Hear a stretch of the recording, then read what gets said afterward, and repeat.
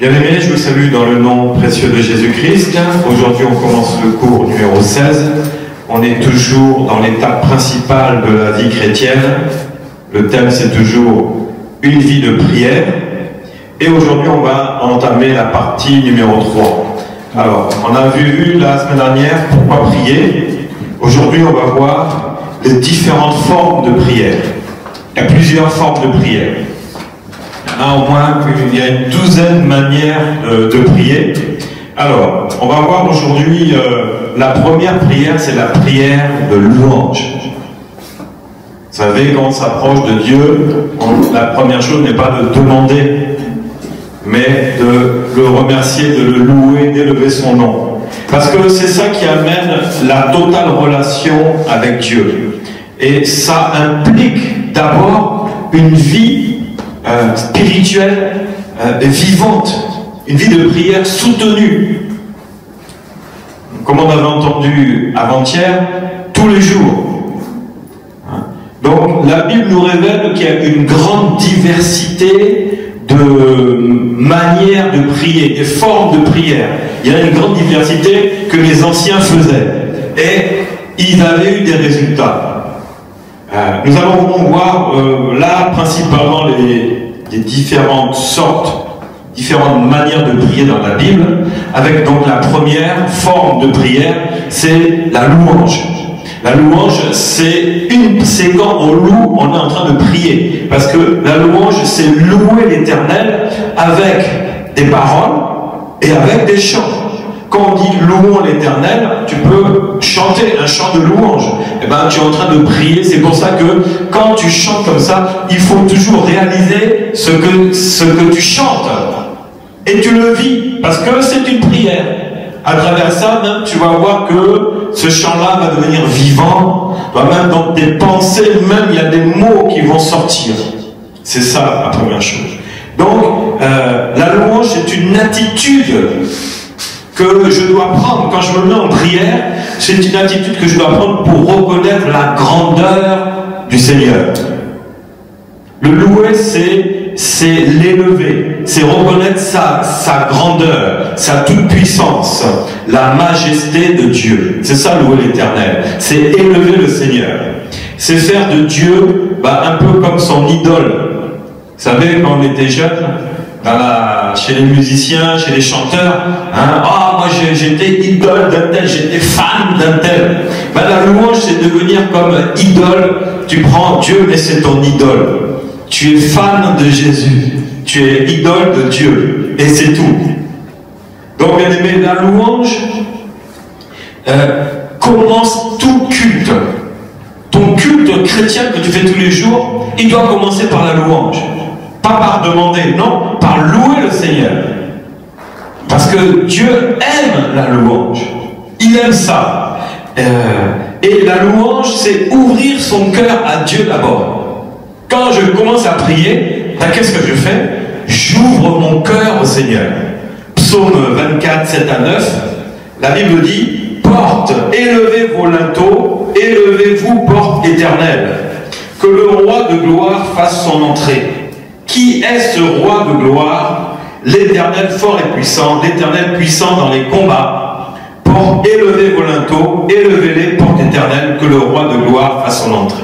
Alors ici, la Bible dit: porte, élevez vos linteaux. C'est quoi les portes? C'est notre cœur. Ça peut représenter aussi un magasin. Il a une porte. Mais avant la porte, qu'est-ce qu'il y a? Un rideau de fer. Comme ici, là, vous voyez. De l'autre côté, il y a un rideau de fer. Mais comment on peut rentrer dans ce lieu si on n'élève pas les linteaux? On ne pourra pas rentrer par la porte. Les linteaux, c'est tout ce qui peut nous bloquer. Il faut enlever ça pour que la porte s'ouvre, afin que le roi de gloire fasse son entrée.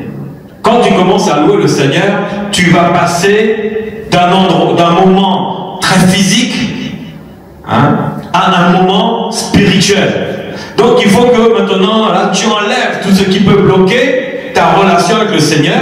Il faut que tu ouvres ton cœur afin que le roi de gloire fasse son entrée. Donc louer l'Éternel, c'est se libérer des pensées matérielles, intellectuelles, physiques, pour rentrer dans la présence de Dieu. C'est ça, louer l'Éternel en premier. Ça, c'est la première chose. Ouvrir son cœur à Jésus.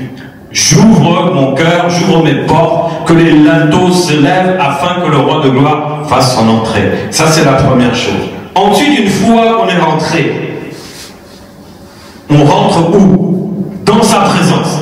Donc la louange, ça nous amène à rentrer, à entrer et à rentrer à nouveau. Parce que entrer, c'est une fois, mais rentrer, tu reviens, tu rentres à nouveau dans la présence de l'Éternel. Psaume 100, verset 4 dit: entrez dans ses portes avec des louanges, dans ses parvis avec des cantiques. Célébrez-le, bénissez son nom. Toujours là, maintenant, c'est différent. Entrez dans ses portes. C'est-à-dire que pour accéder au Seigneur, vous savez, avant le tabernacle, il y avait les parvis, le lieu saint, le lieu très saint. Donc, ça, c'est l'image.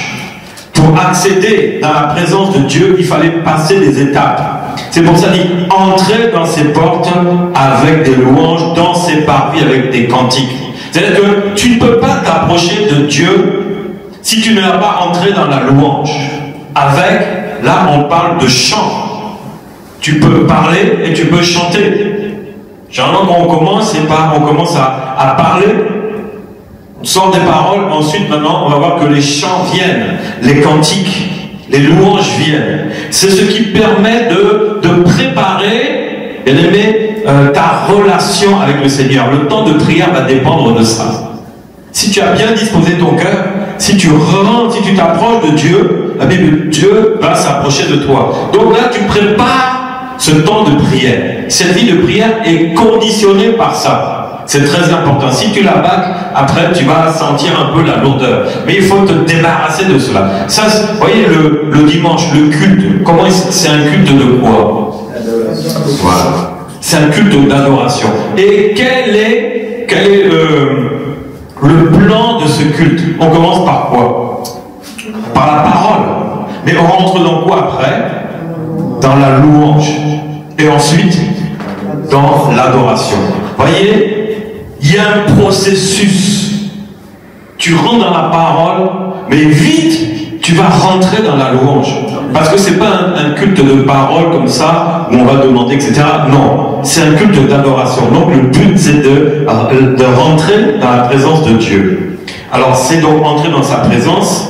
Pourquoi? Parce que la Bible dit qu'il est digne de louange. Il est digne de louange. Psaume 145, vous savez, on va parler beaucoup des psaumes, parce que les psaumes, ce sont des chants de louange, ce sont des cantiques, sont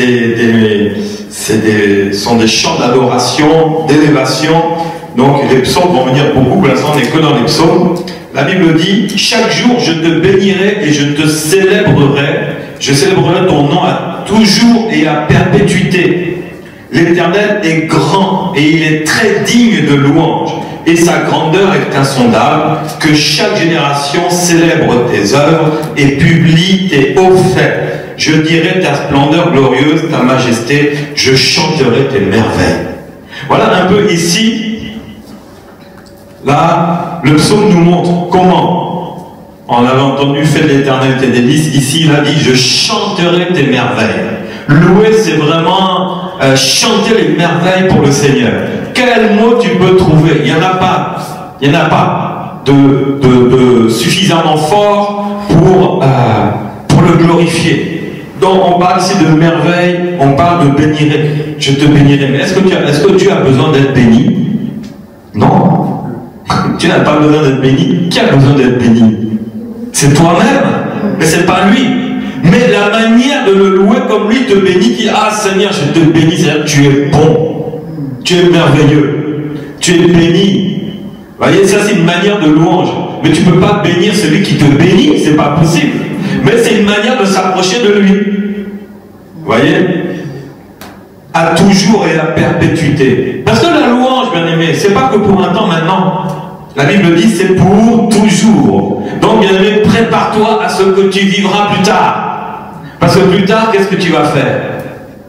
dans sa présence. Est-ce que tu vas lui demander, dans les formes de prière, tu vas lui demander?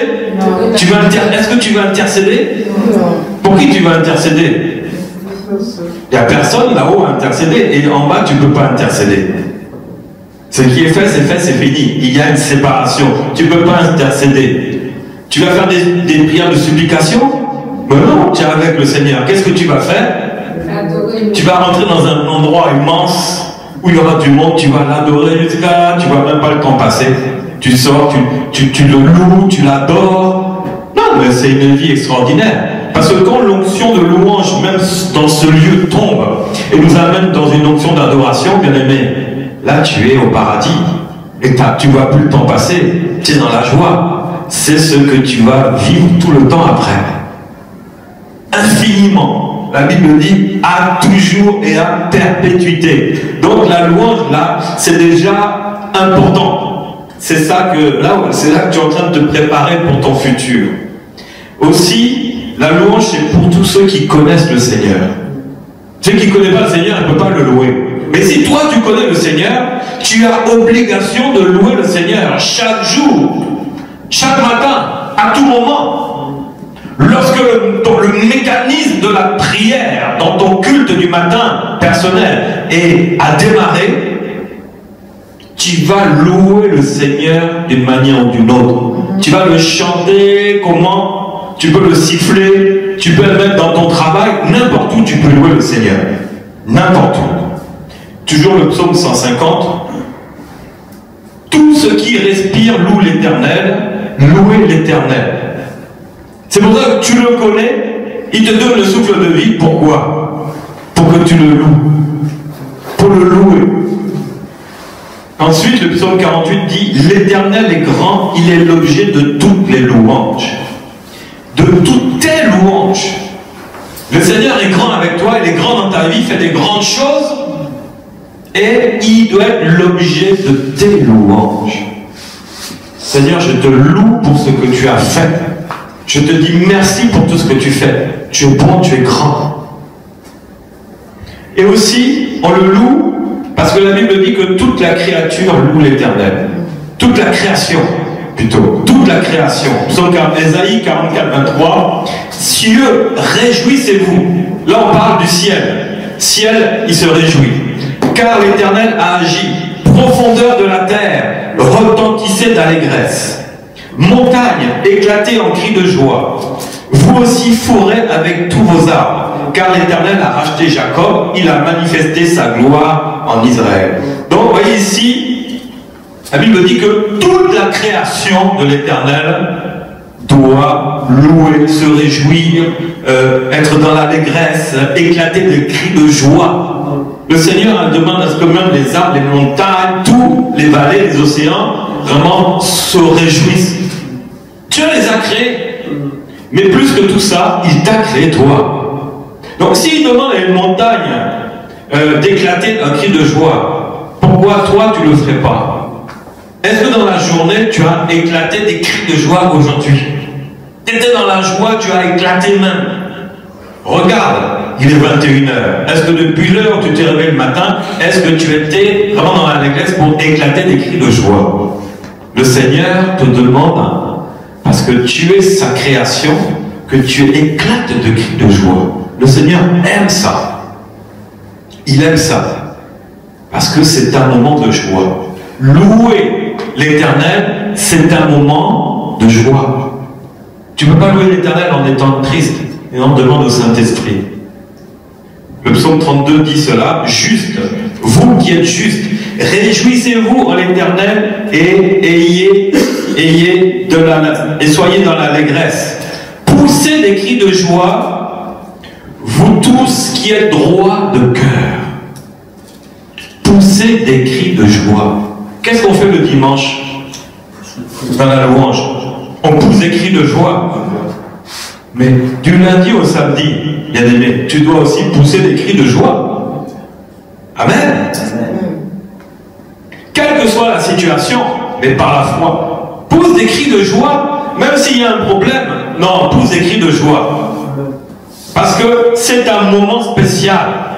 C'est un moment très spécial. Donc, bien aimé, la louange, c'est ça qui doit démarrer ta journée. Parce que le Seigneur veut t'amener dans la joie. Il veut t'amener dans l'allégresse. Même si tu t'es réveillé, tu as mal dormi, mais quand tu vas commencer à le louer, tu vas voir que tout ça, ça va partir. Le Seigneur sera ta force. Et la joie va venir, et la fatigue va partir. Tu seras bien, même si tu as un rendez-vous, ou tu es un peu inquiet, tu ne sais pas ce qui va passer, est-ce que ça va marcher ou pas. Bien aimé, la Bible dit, loue l'Éternel et sois dans la joie. À quoi ça sert de pleurer? C'est humain. Mais la joie du Seigneur, c'est ta force. Alléluia. Ça, c'est ta force. C'est ta force, bien-aimé. Loue l'Éternel le matin, loue-le toute la journée, c'est ta force. Tu as un rendez-vous où c'est un peu compliqué pour toi, mais si tu pars avec des pensées tout le temps, oh, ça va être dur, est-ce que ça va marcher, est-ce que ça va marcher? Mais non. Si ça n'a pas marché, ben ça n'a pas marché. Mais si ça a marché, donc tout le temps là, tu aurais été vraiment dans les doutes, la tristesse, la crainte. Tu vois, tu auras perdu ton temps. Alors que si tu l'avais loué tout le temps du trajet, je loue le Seigneur, mais tu as ton résultat en plus, tu n'as pas perdu de temps, tu as loué l'Éternel. Il faut prendre l'habitude de louer le Seigneur le plus possible. Le Saint-Esprit va te conduire à Jésus. Il va te donner, la Bible dit qu'il te donnera l'amour, la joie et la paix. La joie du Seigneur. C'est ça qui va te conduire toute la journée. Ne regarde pas autre chose. Moi, je regardais avant, quand j'étais jeune, l'horoscope. Est-ce que ma journée sera bonne? Je vais voir l'horoscope, je suis de tel signe, ah, ceci, cela, oh, ben non, c'est pas terrible, ça c'est bon, ça c'est moins bon. Je ne m'occupe pas de ça. Moi, je loue l'Éternel, il est ma joie, je serai dans la joie, aujourd'hui je serai dans l'allégresse. Ce n'est pas quelqu'un, c'est pas quelqu'un d'autre qui va décider pour moi. Non, non. Dieu a décidé de me redonner encore le souffle de vie, c'est pour que je le loue en tant que créature, je loue le Seigneur. Donc ça c'est le premier point. La prière de louange. On n'est pas encore dans le demander. Aujourd'hui on va avoir 3 points. C'est-à-dire demander là, ça ne sera même pas aujourd'hui, ça ne sera pas cette semaine. Vous voyez? Parce que c'est fondamental d'établir la relation avec le Seigneur. Si tu veux voir comment il faut demander, supplier, reviens mardi prochain. Aujourd'hui, ce n'est pas le cas. Aujourd'hui, c'est la prière qui établit la relation avec ton Dieu. Celui qui va agir dans ta vie. C'est ça qui compte. Le Seigneur, c'est exactement de quoi tu as besoin. Je te le dis. Il sonde les cœurs et les reins. La deuxième forme de prière, alors la prière de louange, c'est la prière d'adoration. L'adoration, c'est adorer l'Éternel, donc aussi par des paroles et par des chants. Comme la louange, tu as loué par des paroles et par des chants. L'adoration, c'est la même chose, par des paroles et par des chants. Mais là, c'est différent. Tu es rentré dans les parvis maintenant, donc c'est des chants et des paroles qui vont sortir de la profondeur de ton cœur. Là, tu vas faire cœur à cœur avec le Père. L'adoration, là, c'est rentrer maintenant dans son intimité. La prière d'adoration se vit vraiment dans notre esprit, qui va impacter maintenant ta chair et le corps et l'âme. Tu vois, bien aimé, quand tu rentres dans l'adoration, tout ton être entier est impacté. Quand tu adores, bien aimé, tu ne regardes pas comment tu es, dans quelle position tu vas te retrouver, parce que tu es dans sa présence. Si le Seigneur te pousse à t'asseoir ou te mettre à genoux ou voir te coucher au choix, mais tu vas le faire, parce que c'est ta relation avec lui. C'est pas les autres. Je parle par exemple du culte du dimanche, par exemple. Oh, il y a l'adoration là, mais est-ce que tu vas regarder ton voisin, de quelle manière il adore? Ça, c'est que tu n'es pas vraiment dans l'adoration.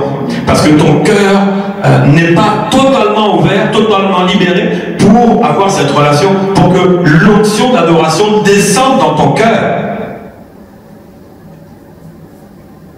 Moi, je me souviens une fois, il y avait un groupe, on avait jeûné une semaine, et du lundi au dimanche, il y avait on avait invité un groupe, donc il y avait le chanteur qui avait fait son CD, et il jouait au synthé, et puis il y avait 2 chantres filles qui l'accompagnaient.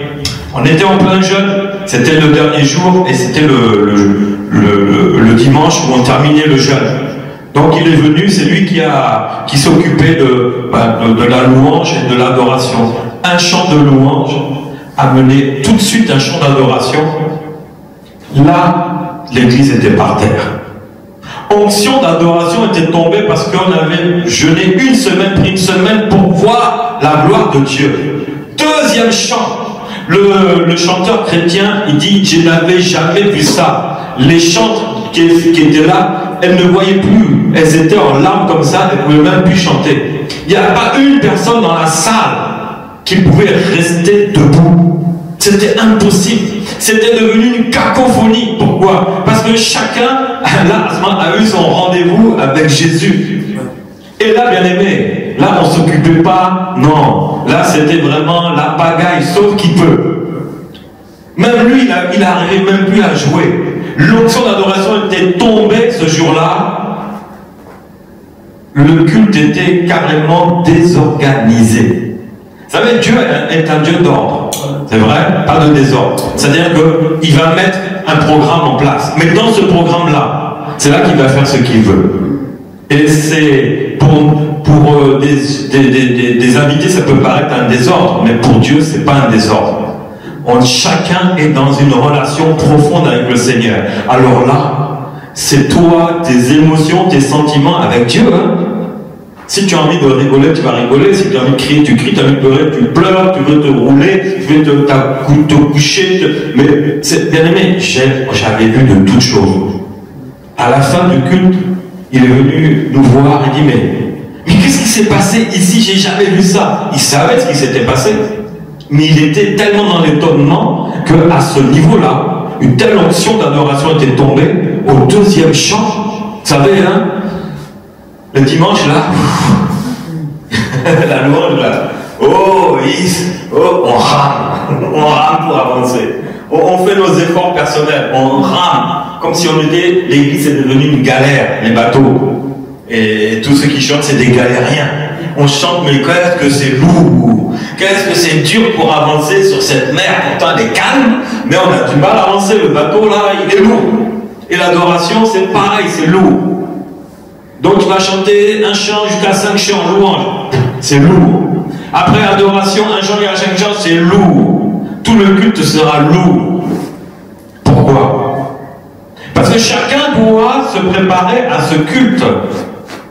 N'est-ce pas? On doit se préparer. Tout le monde doit se préparer. C'est fondamental. Ce n'est pas celui qui va venir prêcher après qui va essayer de... Oh là, la lourdeur qui veut même prêcher là, c'est tout le monde est... Comme ça, vraiment, assis sur sa chaise, affalé sur sa chaise même. Moi, j'ai vu ça. Ah ben, il y en a 2 qui étaient avec moi. C'était gentil, la louange d'adoration, vous avez vu, non? Mais finalement, il n'y avait rien. Pire, le chant qu'ils ont mis juste avant pour moi, là, ça a plombé même. Plombé! Maintenant, pour annoncer l'évangile, là, il a fallu ramer. Mais j'étais seul à ramer. C'était dur. C'était dur. Ils avaient plombé le bateau, ils avaient plombé l'église. C'était joli, c'était professionnel. Mais il manquait les épices, là. Il manquait le piment. Il manquait quelque chose. Ah, mais après, ça s'est bien revenu, n'est-ce pas? Ils sont rattrapés. Ceux qui chantaient là, ils étaient vraiment... Donc, bien aimé, l'adoration, c'est rentrer en esprit. On quitte le monde charnel. Les choses matérielles, là, c'est terminé. Ferme les yeux, ne regarde plus. Dans l'adoration, ne regarde plus. Dans ta prière d'adoration, ferme les yeux.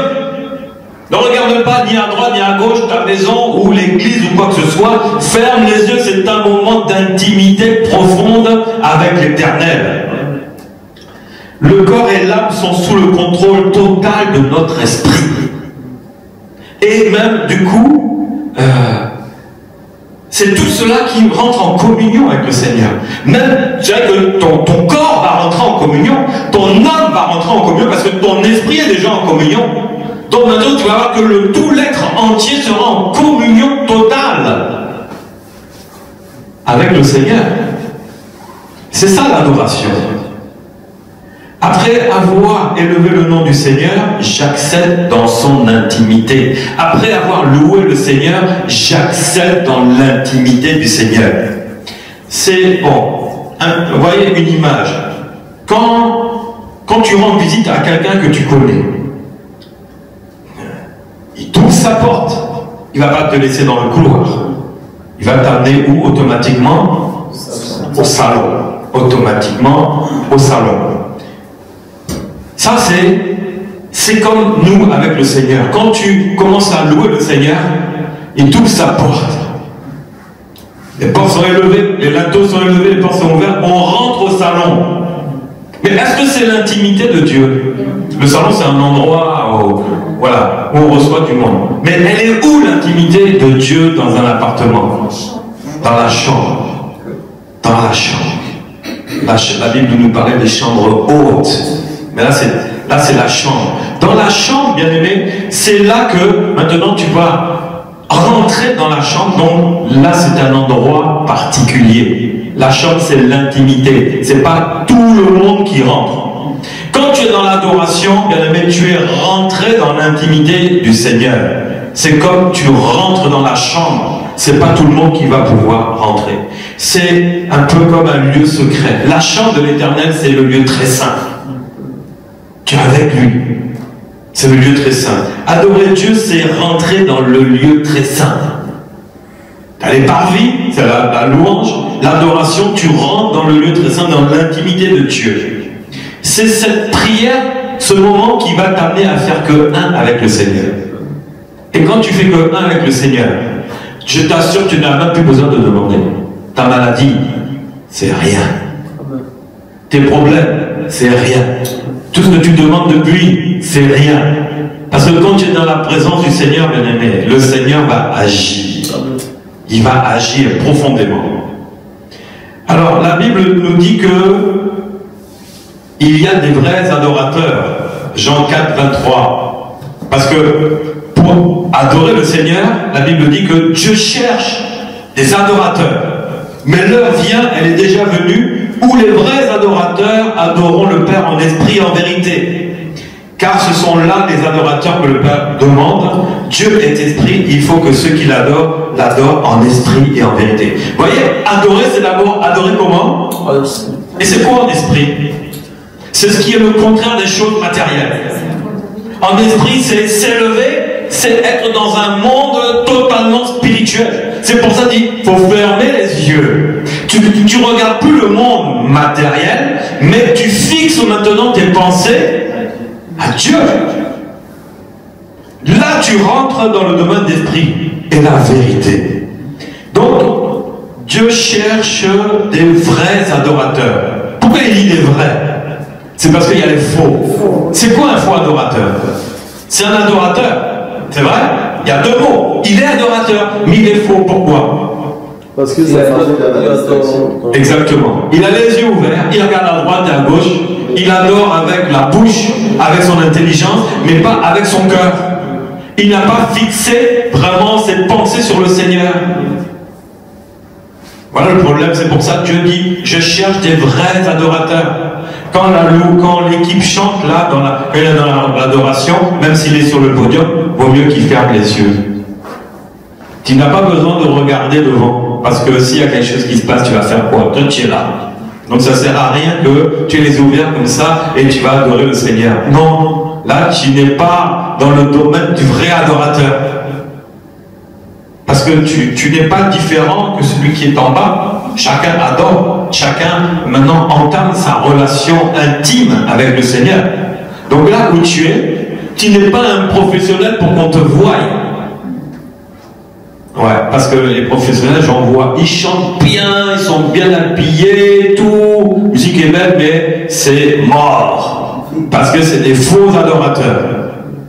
En fin de compte, ils chantent pour leur gloire. Regardez comme je chante bien, je suis bien habillé, ceci, cela. Ça, c'est des faux adorateurs. Ils ont tendance à s'adorer trop eux-mêmes, c'est du nombrilisme. Au lieu d'adorer Dieu, ils vont commencer à adorer leur personnalité. C'est pas ça. Ça aussi, ça fait partie des faux adorateurs. Le vrai adorateur, il est là, il ferme les yeux, il adore. L'onction descend, l'onction se répand. Vous voyez? Il devient un canal. Et il devient un canal pour les autres. Ça, c'est fondamental. La prière d'adoration, c'est un moment d'exaltation. Exalter le Seigneur. Exode 15 dit, l'Éternel est ma force et le sujet de mes louanges. C'est lui qui m'a sauvé, il est mon Dieu, je le célébrerai. Il est le Dieu de mon Père, je l'exalterai. Vous voyez, l'exalter, il a dit d'abord quoi? Il est le sujet de mes louanges. Il a commencé par les louanges. Ensuite, il va exalter le Seigneur, être en exaltation. C'est au-delà de la louange. C'est un amour exalté, c'est dans une joie très très forte. C'est là que ça se passe. Car la joie, après la joie très forte. Très fort, c'est que tu es dans la présence. Aussi, c'est un moment d'adoration, c'est un moment d'intimité, comme je l'ai dit. Hein, on est là tous ensemble, mais on adore chacun. On a un cœur. Même si on dit qu'on fait qu'un seul cœur et qu'une seule âme, d'accord, mais tu as ton propre cœur d'abord, que tu dois ouvrir. Maintenant, avec l'onction qui va descendre, ça va contaminer la salle. L'onction d'adoration descend comme ça. Donc c'est un moment d'exaltation. Exode 15, j'ai vu après, non, c'est un moment d'intimité, on a vu l'exaltation. Voici, tu me chasses aujourd'hui de cette terre. Je serai caché loin de ta face, je serai errant et vagabond sur la terre, et quiconque me trouvera me tuera. Là, c'était l'histoire de Caïn et Abel. Caïn et Abel. Tu me chasses de cette terre. C'est-à-dire, tu me chasses de ta présence. Et ça, il n'y a pas pire. Il n'y a pas pire que d'être chassé de la présence de Dieu. Et l'adoration, c'est le contraire. On ne cherche pas. Peut-être qu'on a fait quelque chose et on peut se sentir un peu responsable, coupable. Est-ce que le Seigneur est avec moi? Mais non, bien aimé. Dans l'adoration, tu es sur cette terre, c'est-à-dire avec Dieu. C'est l'intimité avec Dieu. Tu es dans sa présence. Aussi, l'adoration, la prière d'adoration, c'est un moment de silence pour écouter Dieu. Un moment, on ne le fait pas et c'est dommage. Même au culte. Prendre un moment, on se tait. Est-ce qu'on le fait? Comment Dieu va te parler? Comme ça. Dieu va crier plus fort que toi? Non, Dieu va attendre que tu t'arrêtes. La Bible dit, quand il ouvrit le 7e sceau, il y eut dans le ciel un silence d'environ 30 minutes. Un silence. C'est-à-dire que quand le sceau a été ouvert, quand la puissance est manifestée, quand il y avait cette onction qui était là, quelque chose de spécial qui s'est manifesté, il faut un moment garder le silence. Dans ta relation de tous les jours, quand tu as adoré le Seigneur, garde le silence. Parce que le Saint-Esprit, c'est un gentleman, il ne va pas crier à tes oreilles. C'est la petite voix que tu entends délicatement à ton oreille. Mais pour ça, il faut garder le silence. Sinon, ça devient qu'un monologue. Seigneur Jésus, je te loue. Oh, Seigneur Jésus, je t'adore pendant 2 heures. Oui, mais si je suis tout le temps à me parler, que toi tu veux me parler, est-ce que je vais t'entendre te parler si je ne me tais pas? À un moment, quand je t'ai parlé jusqu'à fatigué, il faut que je me taise pour que je puisse t'entendre. C'est vrai ou pas? L'adoration, c'est ça. C'est laisser la place au Seigneur. Tu l'as adoré jusqu'à un moment, je prends le calme. Seigneur, je veux t'entendre maintenant. Il y eut 30 minutes de silence dans le ciel. Parce que le Seigneur allait parler. Le ciel s'est arrêté, tout s'est calmé. Dans notre adoration, prends, pas 30 minutes, mais prends déjà 1 minute. Tu vas voir. Tu vas voir ce qui va se passer. Donc, adorer, c'est prendre un temps de silence aussi. Ensuite, il faut savoir que l'adoration, comme j'avais dit tout à l'heure, comme la louange, c'est une prière éternelle. Éternelle, pour l'éternité. Alors, on va voir le psaume 33. 133 dit « Oh, voici qu'il est agréable et doux pour des frères de demeurer ensemble. C'est comme l'huile précieuse qui est répandue sur la tête, descend de la barbe, sur la barbe d'Aaron qui descend sur le bord de ses vêtements. C'est comme la rosée de l'Hermon. » Alors, l'Hermon, c'est une montagne haute qui descend sur les montagnes de Sion. Car c'est là que l'Éternel envoie la bénédiction, la vie pour l'éternité. Amen. Quand tu adores, tu prépares ce moment pour l'éternité, pour la vie. Donc bien aimé, la prière d'adoration, c'est important. Comme je le disais pour la louange, je ne vais pas me répéter, mais c'est la même chose. Quand tu seras avec le Seigneur, tu seras dans l'adoration tout le temps. Tu seras dans son intimité. Ecclésiaste 3:11 dit aussi, il a fait toutes choses belles en son temps, mais il a mis dans leur cœur la pensée de l'éternité. Quand tu adores, bien aimé, dis-toi que tu es dans un moment d'éternité. Le Seigneur met la pensée de l'éternité dans ta tête. Sache que l'adoration, ce n'est pas quelque chose qu'à un moment où on passe. C'est que tu es en train de goûter déjà aux prémices de l'éternité que le Seigneur t'a préparé. Il t'a préparé à l'éternité. Et déjà, dès maintenant, il te met, la Bible dit, ces pensées de l'éternité, bien que toi, tu ne puisses saisir l'œuvre que Dieu a fait du commencement jusqu'à la fin. Tu ne peux pas comprendre. Du commencement là, tu ne peux pas comprendre. Mais il veut que tes pensées soient sur l'éternité. Et pas sur les choses matérielles. Pas sur les choses qui sont passagères, qui vont périr, qui vont pourrir. Ça passera. Mais le Seigneur dit dans l'adoration, c'est l'éternité pour toi. C'est quelque chose de précieux. 2 Jean 1:2 dit aussi, à cause de la vérité qui demeure en nous et qui sera pour nous l'éternité. Sache bien cela. La Bible nous parle. Si tu ne savais pas que ton adoration c'est pour l'éternité, sache qu'aujourd'hui que quand tu adores, c'est comme si tu étais déjà dans l'éternité. Tu sais que tu es sauvé, tu sais que tu as la vie éternelle, n'est-ce pas? Tu as cette assurance par la foi que Jésus t'a donné, il t'a sauvé. Mais quand tu adores le Seigneur, c'est un moment déjà que tu expérimentes pour l'éternité. Quand tu es en train d'adorer le Seigneur, dis-toi que c'est l'éternité pour toi. Quand tu vas te retrouver, ah mais j'ai déjà passé ce moment-là. En esprit, bien aimé, tu es dans l'éternité. Quand tu adores, tes pensées t'amènent dans l'éternité. Sache que quand tu adores maintenant, dis-toi, je suis déjà dans l'éternité. Après tu redescends sur terre. Tu as fait un voyage. L'adoration c'est voyager pour l'éternité. Amen. Donc ça, c'était la deuxième prière. Voyez comment ça se passe. La louange, l'adoration.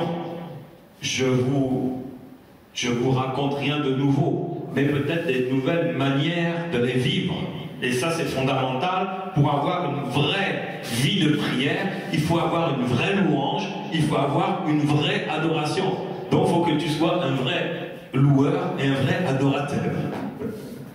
Voilà. Maintenant, la troisième, pour moi, la troisième forme de prière, elle va dans ce sens-là.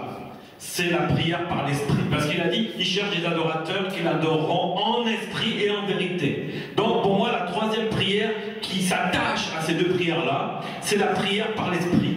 Ou, qu'on appelle autrement la prière en langue. Prière en langue. c'est l'esprit.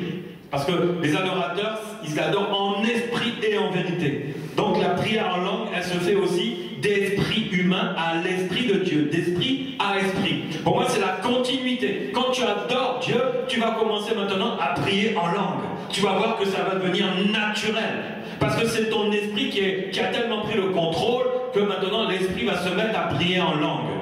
Donc la troisième prière, la troisième forme de prière, c'est la prière en langue par ton esprit. Alors, prière en langue, ça, c'est quelque chose, on a beaucoup entendu parler, ou on connaît, on parle déjà, mais est-ce qu'on sait exactement comment ça se passe? La prière, alors, bien aimé, dans le terme de prier, en dehors de la louange et de l'adoration, c'est la prière la plus efficace. Elle découle de la louange et de l'adoration, ça c'est clair et net. Tu ne peux pas te lever comme ça, puis tu commences à prier en langue. Non, non, non, non.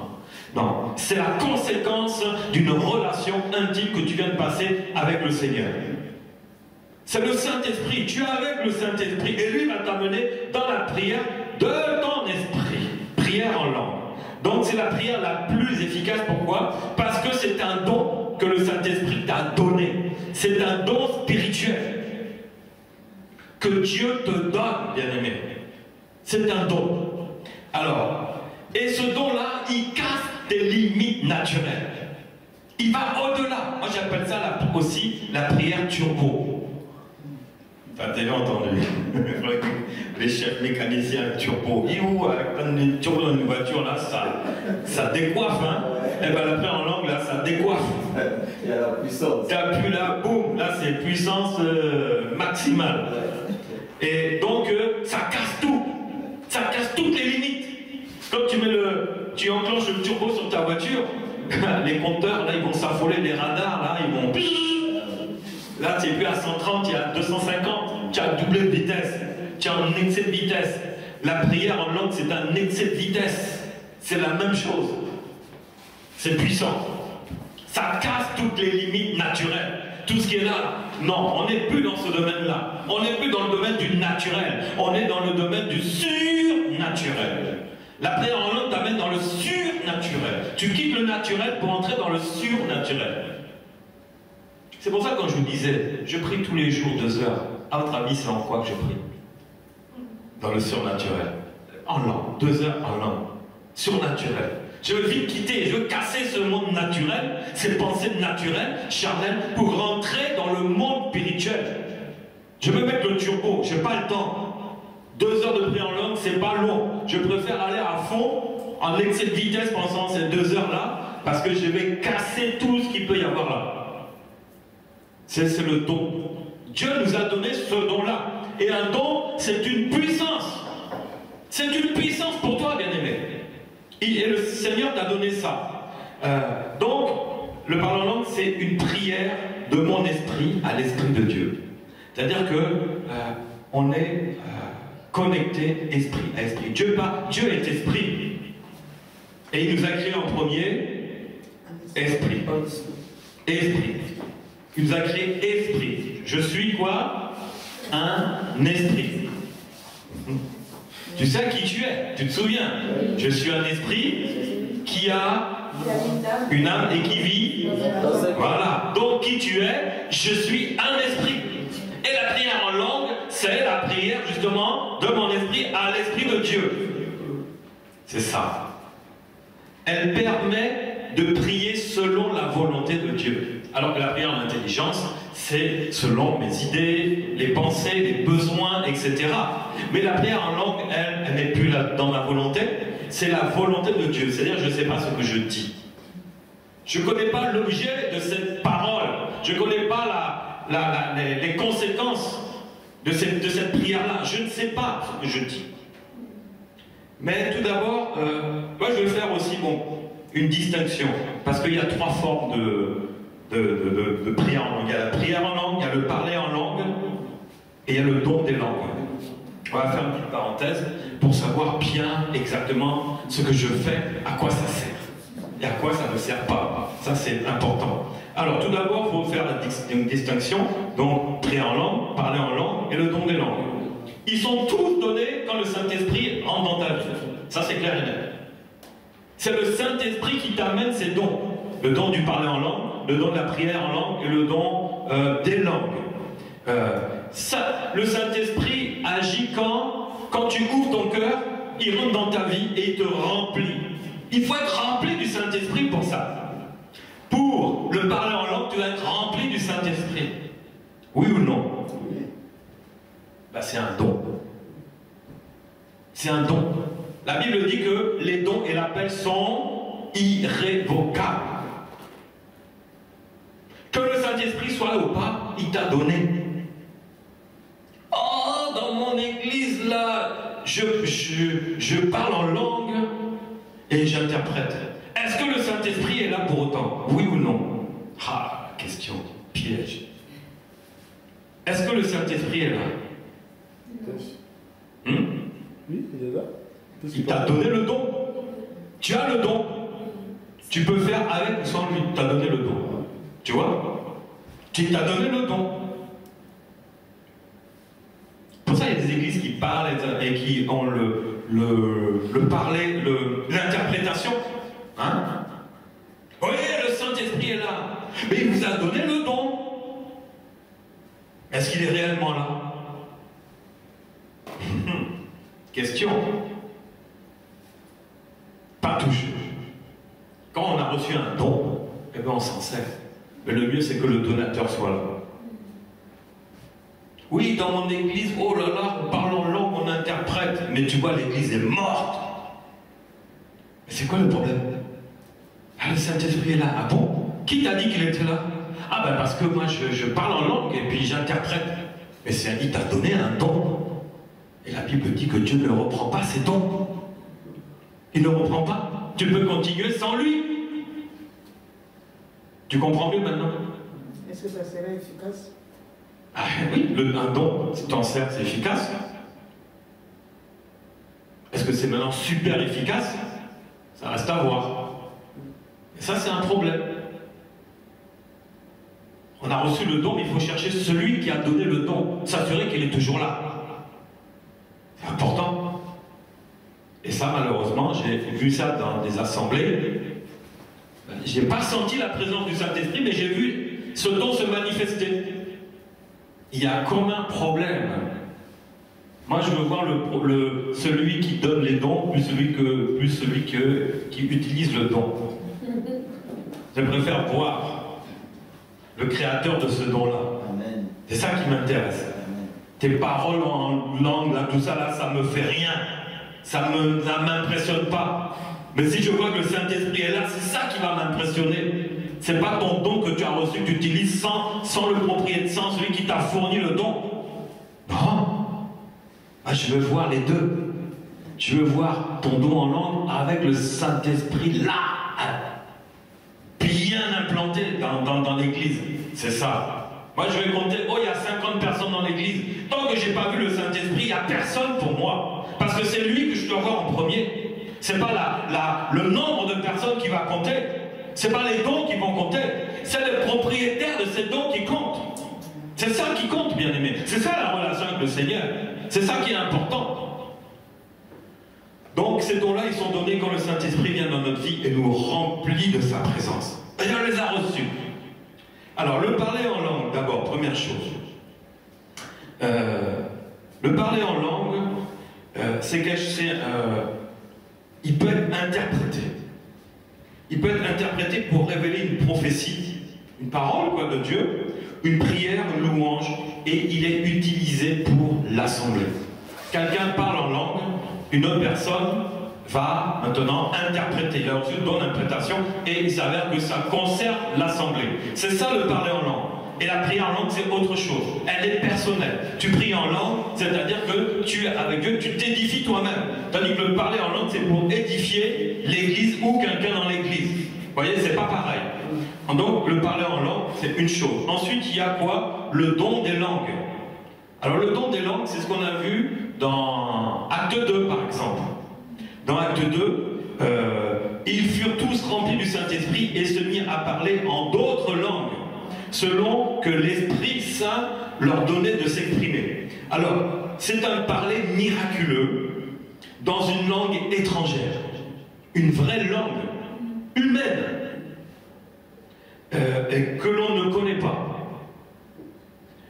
Ça peut arriver dans une campagne d'évangélisation. Tu vas en Chine, on n'a pas appris le chinois, et voici que celui qui doit annoncer la parole, maintenant commence à parler en langue, mais c'est le don des langues. Il parle chinois. Il va s'adresser en chinois. C'est ça le don des langues. Comme là, les disciples s'adressaient dans des différentes langues, et il y avait des personnes de toutes nationalités confondues, et chacun entendait dans sa langue. Il y avait plusieurs disciples, et chacun s'adressait à différentes nations. Alors eux-mêmes, c'était à peine, ils n'étaient pas illettrés, mais c'était pas des intellectuels. Et pourtant, le Saint-Esprit leur avait donc donné le don des langues. Le don des langues. Voilà, c'est ça à quoi ça sert. Donc il faut bien faire la différence. Mais aujourd'hui, on va parler donc de la prière en langue, c'est-à-dire quelque chose de personnel. C'est ça, c'est personnel. Alors, donc, Jésus nous a donné la nécessité de parler en langue. Vous savez ça? Une fois, et c'était dans Marc 16, 17. Il a dit, voici les miracles qui accompagneront ceux qui auront cru. En mon nom, ils chasseront les démons et ils parleront des nouvelles langues. Alors, les nouvelles langues, ça veut dire, c'est la troisième chose, mais ça inclut les autres aussi. Parce que si tu parles des nouvelles langues, le Saint-Esprit va t'amener aussi à prier en langue et avoir aussi le parler en langue. Si tu as le don des langues, c'est que tu as tout. Tu as tout. Donc Jésus a dit, tous ceux qui auront cru, est-ce que tu as cru à Jésus? Oui. Tu es dedans. En mon nom, ils chasseront les démons. Tu as l'habitude de chasser les démons. Toi, tu es un chasseur de démons même. Spécialiste. Là, c'est clair. Quand il y a des démons là, tu vas te lever au nom de Jésus. Là, tu ne doutes pas de la foi. Mais si on te dit, maintenant, parle une nouvelle langue, dis, bon, je reviens dans 5 minutes. Hein. Là, c'est autre chose. Pourquoi? C'est quoi le problème? Désir. Seigneur, oui, tu as dit, moi je veux ça. Comme la même foi que tu utilises pour chasser un démon. Tu dois avoir la même foi aussi pour avoir le don des langues, la prière en langue et le parler en langue. Tu dois demander ça au Seigneur. C'est ce qu'on va faire tout à l'heure. Aujourd'hui, c'est un enseignement avec... on va rentrer dans l'action. On ne peut pas finir ça comme ça, c'est pas possible. Alors, c'est donc essayer de prier en langue, selon ce que Jésus a dit. 1 Corinthiens 14, 18. Je rends grâce à Dieu que je parle en langue plus que vous tous. Ça, c'était Paul qui s'adressait aux églises. Il dit, moi, vous voyez là, et vous tous, moi je prie plus que vous tous en langue. Waouh, il a tout compris. Il avait tout compris. C'est vrai que la prière en langue, là, c'est ça qui l'amène vraiment à servir le Seigneur. Donc aussi, la prière en langue, c'est une prière personnelle avec Dieu. Là, on est avec Dieu. Vous voyez, louange, adoration, prière en langue avec Dieu. C'est la continuité de l'adoration, elle est spirituelle. 1 Corinthiens 14, 14. Car si je prie en langue, mon esprit est en prière, mais mon intelligence demeure stérile. Quand tu pries en langue, bien-aimé, ton esprit est en prière. Donc, tu dis des mots que ton intelligence ne peut même pas comprendre. C'est ça, prier en langue. C'est prier de ton esprit à l'esprit de Dieu. Donc, c'est une prière personnelle. Tu peux le faire le dimanche, mais ça restera personnel et cacophonique. Mais ça restera personnel. C'est l'ensemble de nos prières qui vont changer le culte. Non, non, non. C'est toi avec Dieu. Ce n'est pas pareil. Et aussi, c'est une prière d'édification. Alors, celui qui parle en langue s'édifie lui-même. Comme je disais tout à l'heure, c'est la prière turbo. Tu t'édifies toi-même devant Dieu. Donc la prière en langue, c'est vraiment quelque chose de personnel. C'est cœur à cœur avec Dieu. C'est une édification. Ensuite, Seul Dieu comprend cela. Pas l'homme, toi-même tu ne comprends pas, celui qui est à côté de toi ne comprend pas, et Satan le comprend moins, et encore c'est fait exprès. Tu ne peux pas prendre ta prière là pour faire maintenant gâter tes affaires. Ça ne marche pas. Ça le dépasse. En effet, celui qui parle en langue ne parle pas aux hommes, mais à Dieu. Car personne ne le comprend, car c'est en esprit qu'il dit des mystères. Il dit des mystères. Donc l'homme ne peut pas comprendre, Satan ne peut pas comprendre, il est bloqué. Quand tu pries en langue pendant 2 heures, Satan est bloqué. Tes prières là s'élèvent à Dieu, il va se passer des choses qui vont être dites, toi-même tu ne sais même pas. Tu ne sais pas ce que tu vas dire, mais ça va rester quoi? Des mystères. C'est en esprit qu'il se passe des mystères. C'est mystérieux. Après, quand tu vas commencer à bouger dans ta journée, tu vas voir des choses. Tu dis, ah, mais ça m'arrive. Mais oui, parce que tu as pris le temps. Prends un temps de prier en langue. Tu vas avoir des surprises. C'est Dieu agira là où tu ne t'attends pas et où tu peux t'attendre aussi. Il agira dans toutes les voies. Pas personnellement, quand je prie en langue, je prie en voix haute, mais mes pensées sont aussi en prière. C'est ça qui est fort. La prière en langue, elle peut être doublée. Je prie en langue, mais mes pensées, elles sont aussi dans un autre domaine. Je peux prier en langue et avoir des pensées qui disent Seigneur, bénis l'Église. Et ça, ça ne sort pas de ma bouche, parce que ma bouche sort déjà la prière en langue. Mais mes pensées sortent autre chose. C'est ça qui est extraordinaire. Tu peux prier en langue et adorer le Seigneur en pensée, en esprit et en vérité. C'est ça qui est extraordinaire. C'est double, c'est turbo, double turbo. Donc, aussi c'est la prière en langue, c'est une nécessité de prier par l'esprit et chanter par l'esprit. Alors, prier par l'esprit, des paroles qui sortent, mais aussi chanter par l'esprit. 1 Corinthiens 14-15 dit, que faire donc? Je prierai par l'esprit, donc en langue, mais je prierai aussi par l'intelligence. Je chanterai par l'esprit et je chanterai aussi avec l'intelligence. Bien aimé, tu veux prier 2 heures en langue, tu peux chanter 2 heures en langue, c'est pareil. Tu ne vas pas voir le temps passer. C'est clair et net. Et ça, c'est fondamental. Alors, la prière en langue, c'est une affaire de foi. Il faut que tu aies la foi dans cela. Et comment on peut arriver à prier en langue? C'est d'abord parce que tu as reçu le Saint-Esprit. Donc, par la foi, je dois comprendre que le parler en langue me permet d'entrer en prière avec le Saint-Esprit. Ça, on va confesser ça. C'est le don que Dieu m'a donné et je veux l'expérimenter. Et m'en servir tous les jours dans la prière. Je désire aussi recevoir le don de l'interprétation et du parler en langue. Ça aussi, il faut le demander. Donc, on va faire cette prière-là, où on est. Vous allez répéter avec moi. Par la foi, je dois comprendre que le parler en langue me permet d'entrer en prière avec le Saint-Esprit. C'est le don que Dieu m'a donné. Et je veux l'expérimenter et m'en servir tous les jours dans la prière. Je désire aussi recevoir le don de l'interprétation du parler en langue. Père éternel, je te remercie pour ce précieux don que tu m'as fait quand j'ai reçu ton Esprit Saint.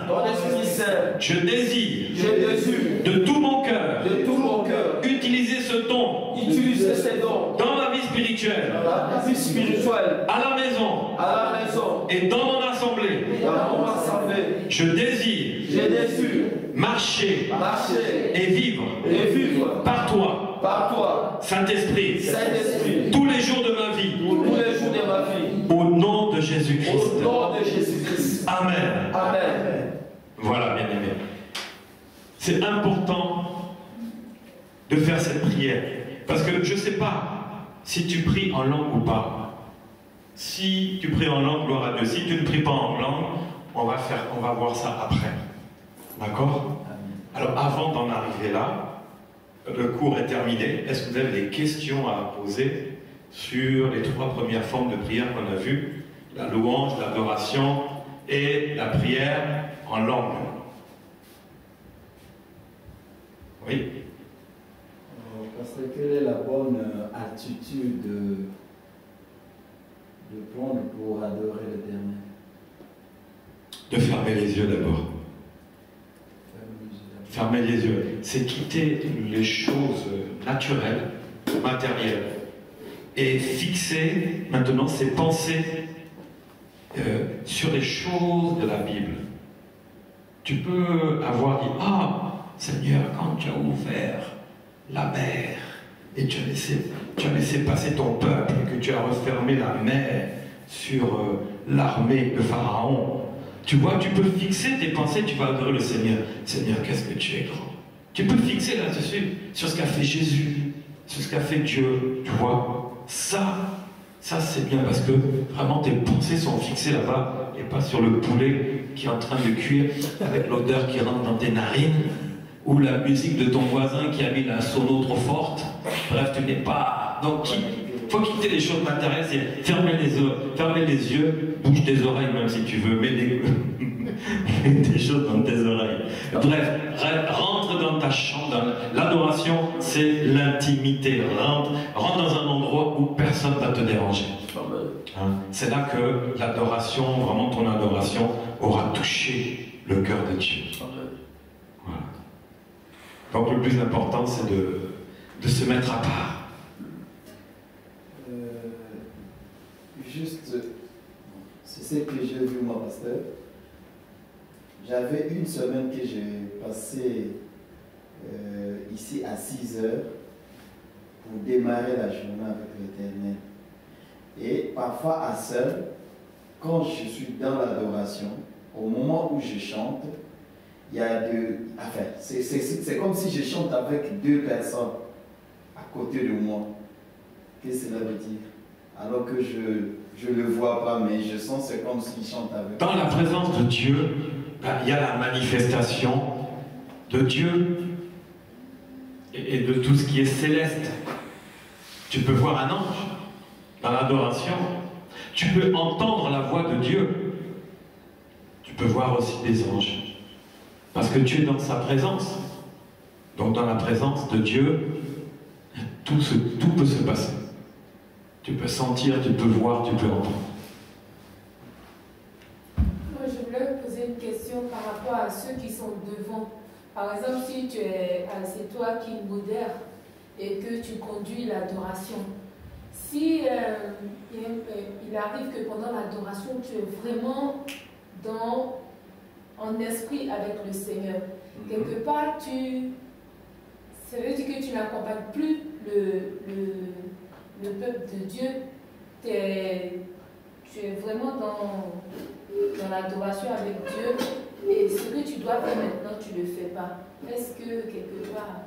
Oui, mais tu vas communiquer.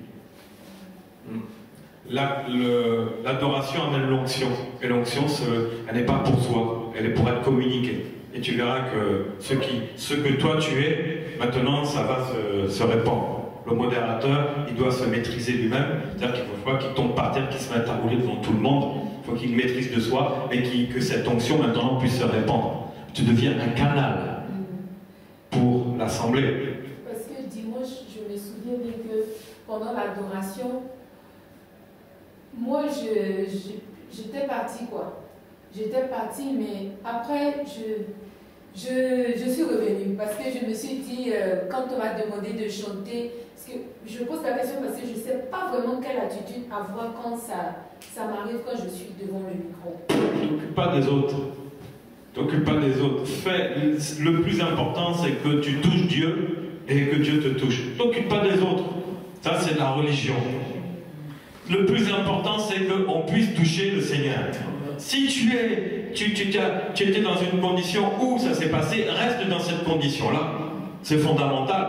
Peut-être le Seigneur t'utilisera pour l'assemblée. Quoi que tu chantes ou modérateur ou quoi, Dieu passe par qui il veut.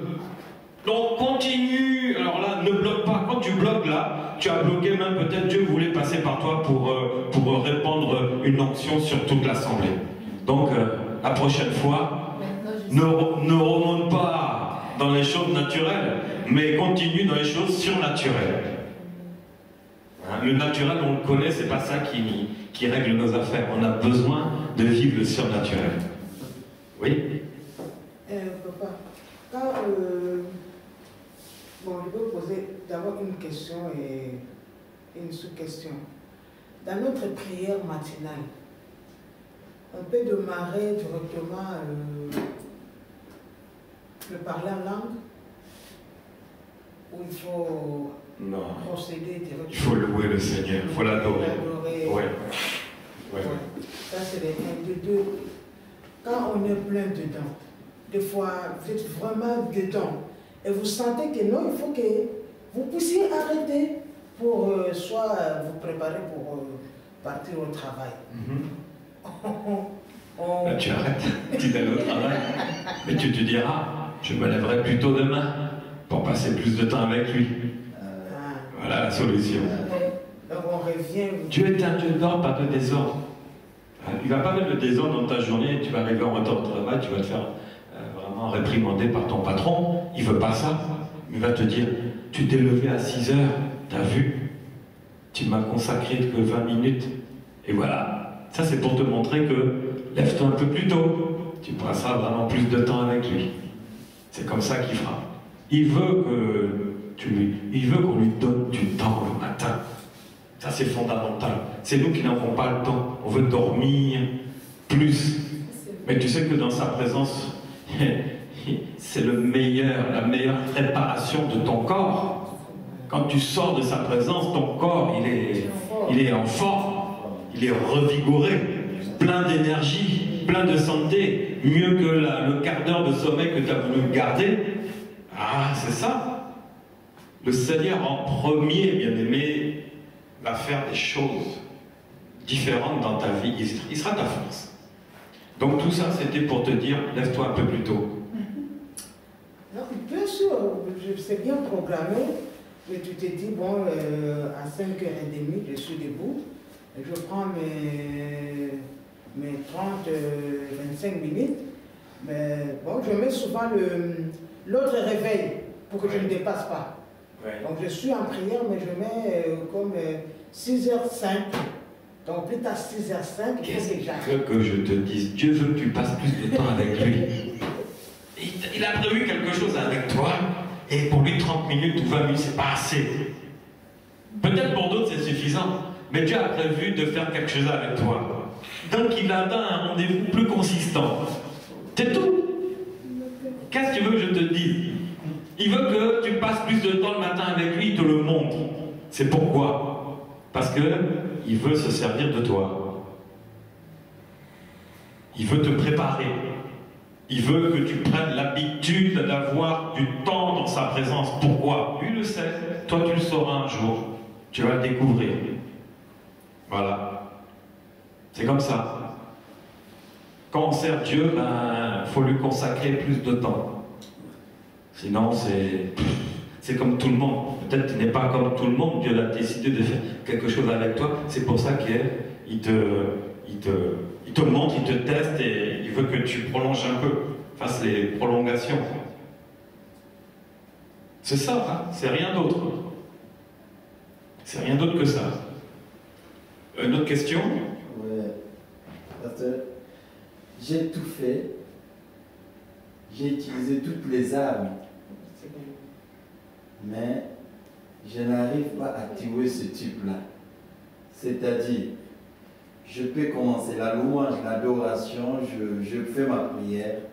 Mais quand je prends la Bible, dès que j'ouvre la Bible pour lire, c'est le sommeil.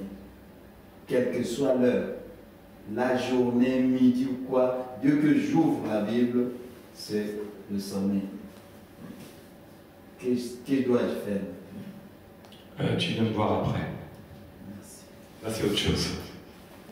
Une question. Oui, Sœur Francine. Parce que moi, je vais demander, parler à la chez moi, ça vient quand je prie, je suis concentrée, et puis ça vient, même si je ne veux pas parler, du coup, ça vient comme ça. Et puis, chez les autres, et ils parlent directement comme ça, c'est comme s'il est conscient, il y a des choses qu'il fait, donc, mais moi, pour moi, ça vient quand je prie, même si je ne veux pas, et puis je suis obligée, ça va de le faire, donc, c'est différent. Non, c'est bon. Le tout, c'est d'y arriver. Hein. Comme on dit, tous les chemins mènent à Rome. Donc, il n'y a pas de... Non, non. C'est bon, le tout, c'est que voilà, tu le fais et que tu le fais guider par le Saint-Esprit. C'est un don. Hein. Donc, il ne faut pas oublier cela. Donc, chacun y va comme il veut. Mais l'idéal, c'est louange, adoration. Tu peux prier après en intelligence. Tu vas rentrer dans la prière en langue forcément. Si vraiment ta relation est vraiment... Moi, même si je ne veux pas, mais en langue, là, ça vient. Ça vient quand même. Oui. Mais oui, là, c'est une affaire, c'est le Saint-Esprit qui veut t'amener, qui te tire dedans. Tu vois? Le Saint-Esprit nous amène à prier en langue. Ça, c'est clair et net. Ça, c'est clair et net. Donc, c'est normal qu'à un moment, tu sens ça. C'est le Saint-Esprit qui met ce désir en toi. Donc, nous... Oui. La question que je vais poser, donc nous qui ne parlons pas en langue, oui. C'est... Qu'est-ce que ça veut dire? Ça veut dire qu'il faut que tu parles en langue. C'est-à-dire que tu vas parler en langue très rapidement. C'est un don. Donc Dieu a donné ce don-là à tout le monde. Donc, soit tu ne le sais pas, soit il y a un doute, tu poses des questions. Non, par la foi, je vais parler en langue. C'est un don que Dieu t'a donné, que tu dois utiliser. Et tu l'utiliseras. C'est une affaire d'enseignement, de révélation, et après de prière. Tu as reçu le Saint-Esprit, donc il t'a donné ce don. Maintenant, il faut... Mais si tu ne sais pas, comment tu vas le faire? Il faut que tu le saches. Après, tu le feras, par la foi. Frère Philippe? Oui, parce que tout à l'heure, dans vos dits, vous avez dit que, dans l'un de vos exemples, vous avez dit que des gens, des chrétiens devaient prêcher en Chine en commençant à parler en chinois. En chinois. Oui. Mais comme l'impression que tout le monde parle la même langue dans toutes les églises où je passe. Parce que ce sont les mêmes mots qui se répètent à chaque fois. Je me dis, on peut parler différemment, ou bien c'est que ces mots-là seulement. C'est pas la même chose. Bah, En Chine, c'est le dos de... En France, on va parler le français. Non, donc tu vas entendre le français dans toutes les églises françaises. Non, on parlait en langue. Le parler en langue. Parce que le parler en langue ou le don des langues. Attention. Là, le don des langues, c'est parler, ne pas parler le chinois. Tu arrives en Chine et tout d'un coup, tu vas dire une phrase en chinois. Ça, c'est le don en langue. Ça, c'est le don des langues. Okay. Le don de parler en langue, et c'est le même parler que tout le monde. Le parler en langue, c'est tu parles en langue et tu vas interpréter cela ou quelqu'un d'autre va interpréter. Et la prière en langue, c'est un peu la même chose. Je comprends ce que vous faites dire. Ça vient sur la prière en langue. Donc il dit si peut-être il y a dans une église un frère qui dit oh Shika Baba Baba. Il va dans notre église, Shika Baba Baba. La prière en langue, ça vient du Saint-Esprit. Moi je me dis que c'est quelque chose qui est guidé par le Saint-Esprit. Donc une personne ne peut pas avoir la même prière en langue qu'une autre personne. Bien sûr. Mais très souvent, dans les églises où je passe, c'est la même prière qui se fait valoir. D'accord. Oui, ça c'est les prières en langue, ça. C'est la prière en langue qui le dit. Voilà, c'est ça. C'est la prière en langue. C'est ce que je veux. De parler en langue, c'est pas vraiment pareil, quoi. Donc c'est la prière en langue qu'il demande. En fait, c'est la prière en langue. Oui, ça c'est ce qu'on entend dans les églises, c'est la prière en langue. C'est la prière en langue. J'ai jamais confondu un peu avec le parler en langue. Mais le parler en langue est un peu différent. Il est plus posé, plus... C'est pas pareil. Quand tu entends la prière en langue et le parler en langue, on arrive à faire la distinction. Pas toujours. C'est pas évident, ça. Et vraiment l'impression que pasteur, c'est en hébreu, très souvent. Oui, oui, ça peut être aussi en italien. Mais c'est ce que je veux. Ça peut être. Tout le monde peut parler différemment. Oui, tout à fait. Le parler en langue, tu as l'impression que celui qui interprète, il entendait ça en italien, par exemple. Alors que l'autre ne parle pas italien. Mais il parlait même pas italien, mais pour lui, c'était l'italien. C'est vraiment des mystères. On ne peut pas tout expliquer dedans. Hein. Là, franchement, oh là là. Ça, c'est un don, c'est mystérieux. Donc on ne peut pas trop forcer, sinon on va se tromper, on va commencer à dire des bêtises. Hein? C'est un mystère. Hein? Voilà, et le Saint-Esprit qui se manifeste. Donc les mystères, on ne pourra pas savoir, parce que ce qui dit mystère dit tu sais pas. Donc voilà, ça c'est. Mais il y a plein de cas, il y a plein des cas, voilà, ça manque pas, hein. Mais ça reste un mystère. Voilà. Une autre question, sinon on a terminé. C'est bon? Pasteur, parce qu'il y a d'autres personnes, quand ils entrent comme ça, ils commencent à prier directement, ils n'ont rien directement. Il vient d'arriver comment? Oui, parce que moi, j'ai assisté. Mais là, il s'était préparé chez lui déjà, mais sur la route. Non, moi je suis allé. J'ai assisté dans une église. Tu veux qu'ils avaient une détection. Un pasteur, c'est un blanc. Il est monté à notre. Non, tu commences vraiment par l'intelligence. Il avait même. C'est limité dans l'intelligence. Il a mis son avis. Et avant même de commencer à prêcher, il a demandé à toute l'église de parler en langue. Oui, c'est peut-être ce que le Saint-Esprit lui a dit de faire.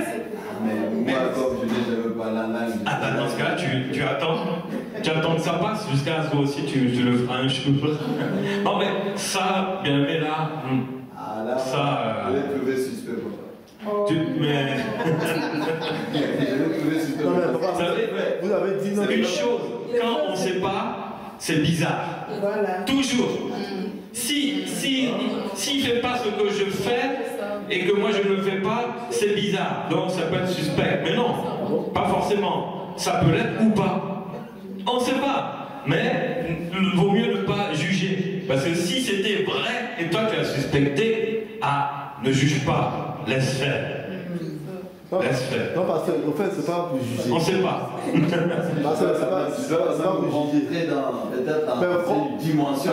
Comme vous avez dit. Ah non, mais lui c'était préparé avant, c'est le prédicateur. Tu sais pas combien de jours il a jeûné. Tu sais pas ce qu'il a fait avant. Tu vois, quelqu'un qui vient prêcher, c'est quelqu'un normalement qui se prépare, qui demande au Seigneur et vraiment qui veut jeûner pendant un certain temps. Il sera tout le temps dans la prière et qu'il arrive là, bon, c'est la bombe. C'est possible. Ça peut, ça arrive. Maintenant, bon, là-dessus, j'étais pas là, donc je pourrais pas te confirmer. C'est tout. Là maintenant, là, ça reste point d'interrogation, mais c'est possible, hein, franchement, oui, ça doit arriver. Il ne faut pas chercher le mal partout. Quoi. Le Seigneur me pardonne parce que moi je l'ai jugé vraiment. Ah, mais on ne sait pas, donc vaut mieux pas. Demande. Voilà, laisse passer. Laisse passer. Oui.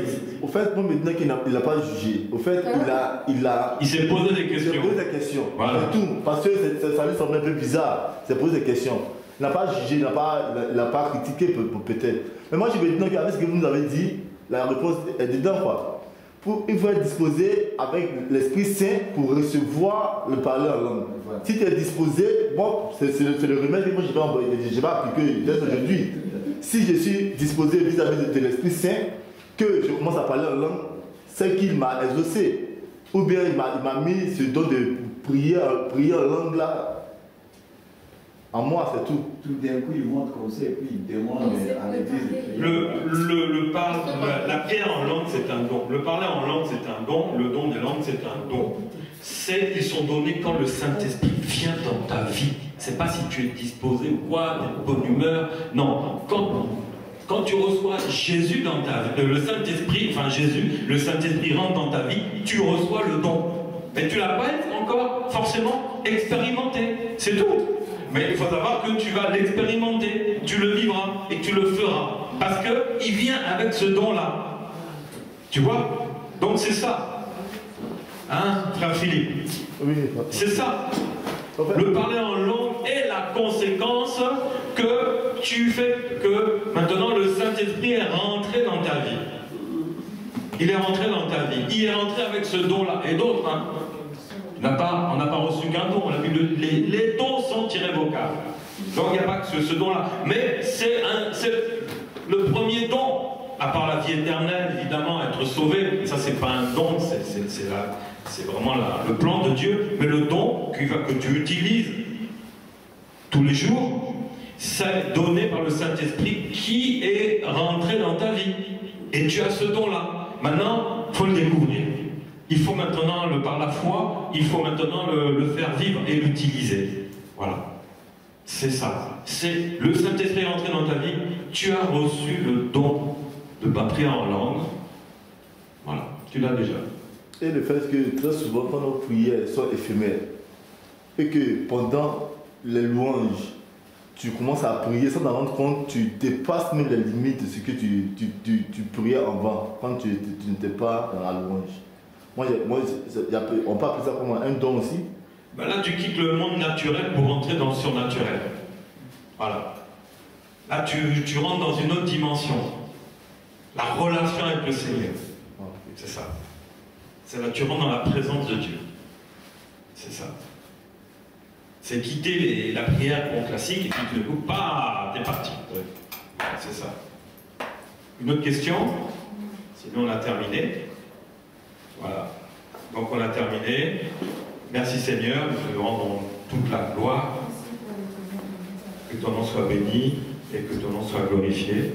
Je vous dis à mardi prochain pour le cours numéro 17.